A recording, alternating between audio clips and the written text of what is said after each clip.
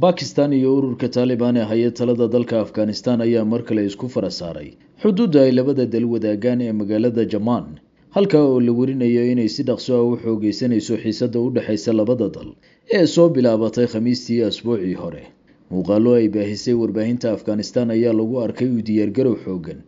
hub iyo gaadiid Taliban ku daabulayso xuduudda ciidamadu ku dagaalamayaan, halka oo bilowgii xiisadaba dhinacyadu boqolaal askari isaga dileen sida xoguhu wariyeen. Inkastoo xiisadan la hakiyay axadii asbuucan kadib codsi ka yimid dalalka Qatar iyo Sacuudiga oo soo jeediyay in dhaqso loo joojiyo khilaafka labadan dal,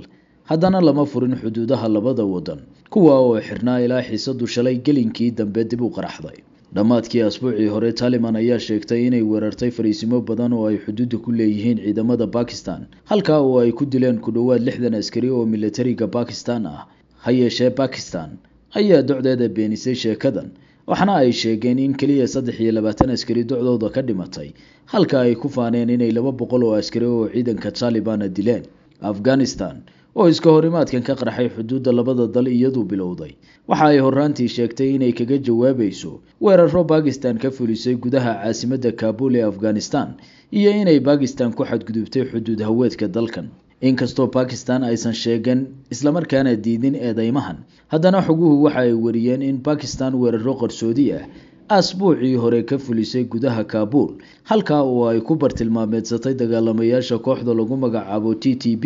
oo Pakistan ugu yeerto koox argagixiseed ay Taliban gabaad siiso, kuwa oo weeraro joogto ah ka fuliya gudaha Pakistan. Taliban oo diiday eedeymahan waxa ay docdooda ku doodayaan in lagu xadgudbay madax banaanidooda daleed iyo xuduudahooda, taasoo sababtay inay xiisadda isfarasaarka isu bedeshay si xoogeysato. Labadan wadan waxa ay leeyihiin khilaaf soo jireen ah oo quseeya xuduudda dheer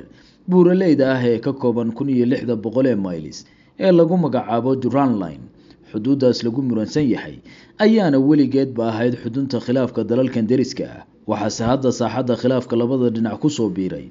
koox hubaysan oo isugu jirta Bakistaaniyiin iyo Afghaaniyiin, kuwa oo sida xogtu warisay liiska khataraha amni ee Pakistan safka hore uga jira, isla markaana 600 oo weerar oo gaadmo ah gudaha Pakistan ka geystay sanadkii 2024 oo kaliya sida wararku sheegeen. Pakistan waxa ay ku raad joogtaa burburinta kooxdan iyo kooxo kale oo maxalli ah oo ay iyada isku afkaar yihiin, kuwa oo ay ku eedeynayaan in Taliban gabaadyo ay ku dhuntaan howlgalladana ka soo abaabulaan ka siisay gudaha Afghanistan. Inkastoo labadan dal waa Afghanistan iyo Pakistan ee ay wadaagaan xiriiro dhaqan, bulsheed iyo jaalnimo oo waqti dheer ah, haddana waxaa si xawli ah u xoogeysanaya cabsida laga qabo in xiisadoodani dagaal weyne isu bedesho. Dalalka Sacuudiga, Qatar, Russia, China iyo Iran ayaa doonaya in dhaqso loo soo afjaro colaadda sii xoogeysanaysa ee labadan dal. Xog ayaa warisay inay xitaa madaxweynaha Mareykanka Donald Trump ka codsadeen ku soo biiridda dhexdhexaadinta dalalkan,